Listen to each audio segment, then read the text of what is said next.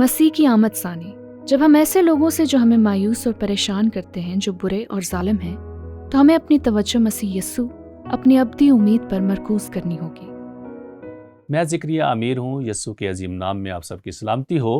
وہ اپنے اس خط میں کہتا ہے صبر کرو۔ یعقوب ایمانداروں کو اپنے خیالات پیش کرتا ہے، وہ ان کو نصیحت کرتا ہے جو مادہ پرست دنیا، اظہار ثانی میں اور ان سب درد بھری آزمائشوں میں زندگی بسر کر رہے تھے، اور اس لیے بنیادی طور پر وہ اپنے اگلے پیراگراف میں کہتا ہے سب سے پہلے تم صبر کرو۔ وہ کہتا ہے پس اے بھائیو، تم بھی صبر کرو اور اپنے دلوں کو مضبوط رکھو، کیونکہ خدا کی آمد قریب ہے۔ بے شک ہم اس مرکزی خیال کو پورے نئے عہد نامے میں دیکھتے ہیں، چاہے وہ پطرس کے خطوط ہوں یا پھر پولس رسول کے خطوط ہوں۔ بالکل اسی طرح یعقوب بھی اسی خیال پر زور دیتا ہے کہ اس مشکلات کے درمیان ہمیں خدا یسوع مسیح پر اپنی توجہ مرکوز کرنی ہے، اور وہ ایک روز ہمیں اس دنیا سے آزادی دے گا۔ اور بے شک آج دنیا کے ان کونوں میں جہاں بہت سے ایماندار مشکلات کا سامنا کر رہے ہیں، مسیح یسوع کی آمد ثانی بہت سے پہلوؤں میں ہمارے لیے بامقصد ہے، کیونکہ یہ بہت آسان ہے کہ جو کچھ ہمارے پاس ہے اس کی ابدی نقطہ نظر کے لیے کھو دینا۔ اس لیے وہ کہتا ہے صبر کرو، پھر یعقوب کہتا ہے برداشت کرو۔ اے بھائیو، ایک دوسرے کی شکایت نہ کرو کہ تم سزا نہ پاؤ،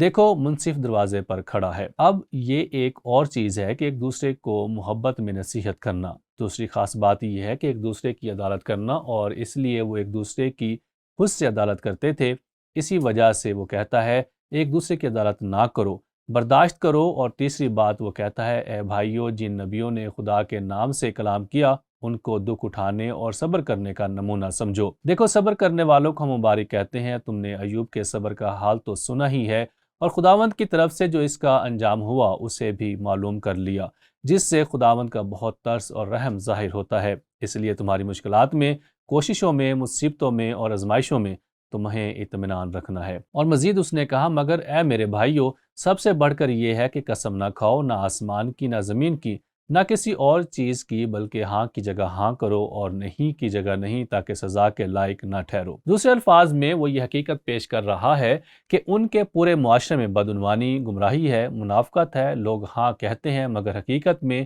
وہ ہاں نہیں ہوتی، کیونکہ سچائی نہیں ہے۔ عام سی بات وہ یہ کہتا ہے کہ اپنے سب کاموں میں یسوع مسیح کو پیش کرو، وفادار رہنا۔ اگرچہ یعقوب یہاں پر ہمارے رویہ جات پر توجہ دے رہا ہے کہ یہ ہرگز نہ بھولیں کہ یسوع مسیح کیوں نہیں آ رہا، کیوں نہیں وہ ابھی آیا۔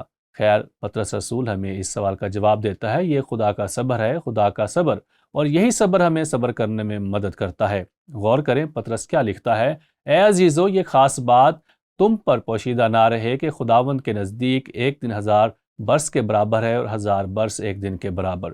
خداوند اپنے وعدوں میں دیر نہیں کرتا جیسی دیر بعض لوگ سمجھتے ہیں، بلکہ تمہارے بارے میں تحمل کرتا ہے، اس لیے کہ کسی کی ہلاکت نہیں چاہتا، بلکہ یہ چاہتا ہے کہ سب کی توبہ تک نوبت پہنچے۔ خدا کا صبر، وہ کہہ رہا ہے خدا کا صبر ہمیں اس دنیا میں رہنے کے لیے صبر کرنے میں مدد کرتا ہے۔ اس لیے یہاں پر ایک غور و فکر کرنے کے لیے سوال ہے۔ اطلاقی عکاسی یہ ہے، آزاد معاشروں میں رہنے والے مسیحیوں کے لیے پہلی صدی کے بہت سے مسیحیوں کے ساتھ ساتھ آج کے جابرانہ معاشروں میں رہنے والوں کی جدوجہد کو پہچاننا کیوں مشکل ہے۔ اور حقیقت یہ ہے کہ ہم بیٹھ کر خدا کے کلام پر اور ان بیانات پر نظر کر سکتے ہیں۔ ابھی تک ہمارا ماحول ان کے ماحول سے حقیقت میں مختلف ہے، اور میں صرف یہ کہنا چاہوں گا کہ میں نہیں سمجھتا کہ ہم میں سے کوئی بھی واقعی اس بات کی شناخت کر سکتا ہے کہ یہ یہودی ایماندار کس میں سے گزر رہے ہیں، یا مسیحی اور دیگر معاشرے اس دنیا میں اس تجربے کو کیے بغیر کیسے گزر رہے ہیں۔ ہم اسے اپنے ٹی وی میں دیکھ سکتے ہیں اور اس کے بارے میں پڑھ سکتے ہیں، لیکن جب تک ہم اس کا تجربہ نہ کر لیں ہمیں اس بات کی شناخت کے لیے گہرے میں نہیں جانا، اور اس لیے اپنے ارادوں میں اور اپنے نقطۂ نظر میں بہت احتیاط کرنا ہوگی۔ اور اسی لیے ویسے میں مشنری دوروں پر یقین رکھتا ہوں، نوجوانوں کی طرح مثال کے طور پر جو ایسے معاشرے سے نکلتے ہیں جہاں انہیں آزادی ہے، جہاں ان کے پاس مادی چیزیں ہیں، اور ایسے معاشرے میں چلے جاتے ہیں جہاں لوگوں کے پاس عملی طور پر کچھ بھی نہیں ہے، اور میں نے دیکھا ہے کہ ان کے پورے نقطہ نظر کو تبدیل کرتے ہوئے وہ واپس آتے ہیں، اور جہاں وہ کافی تعداد میں رہ رہے ہیں، اور یہ بالغوں کے لیے اچھا ہے۔ بالغوں کی زندگی اس وقت مکمل طور پر بدل جاتی ہے جب ہم اپنی ثقافت کی آسائشوں اور ہمارے پاس موجود نعمتوں کو چھوڑ کر کسی دوسری ثقافت میں چلے جاتے ہیں جہاں اس کے پاس عملی طور پر کچھ نہیں ہوتا۔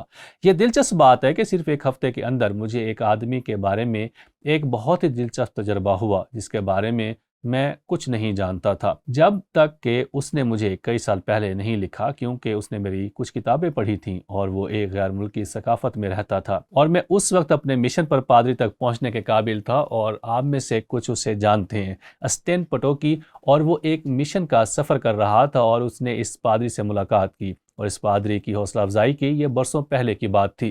ٹھیک ہے، ابھی حال ہی میں نے ایک اور شخص سے ملاقات کی جس کی میں نے برسوں پہلے خدمت کی تھی۔ کون چرچ میں ہے جو اب سفر کر رہا ہے اور پادری کانفرنس سے کر رہے ہیں، دنیا کے اس مخصوص حصے میں ختم ہوا، اور اس آدمی سے ملاقات کی جس نے مجھے لکھا کہ اسٹین پھر ملنے گیا، اور مجھے اس کے بارے میں جو کچھ معلوم ہوا وہ یہ ہے، اس کی خاص ثقافت میں اس کے والدین مر چکے تھے، وہ یتیم تھا اور وہ اسکول جانا چاہتا تھا، لیکن اس کے دادا نہیں چاہتے تھے کہ وہ اسکول جائے۔ بہرحال وہ اسکول گیا اور اسے تقریباً ننگا جانا پڑا۔ وہ اپنے زیر جامہ میں جاتا، اس کے پاس پہننے کو کچھ نہیں تھا۔ بعض اوقات انہوں نے کہا کہ وہ سچ میں ننگا تھا، لیکن وہ بڑھنا اور سمجھدار ہونا چاہتا تھا۔ آخرکار اس نے مسیح کو جان لیا اور وہ بائبل کالج چلا گیا، اور اس نے یہ کلیسیا شروع کی جسے فیلوشپ بائبل چرچ کہا جاتا ہے، دنیا کے اس خاص حصے میں۔ اور اس ہفتے پہلی بار مجھے اس کے بارے میں پتہ چلا، اور میں ویسے رچرڈ کو دینے کے قابل تھا، وہ شریف آدمی جس نے مجھے اس کے بارے میں بتایا۔ جب وہ اس خاص ملک میں واپس گیا تو اسے لائف اسینشیل اسٹڈی بائبل دی گئی،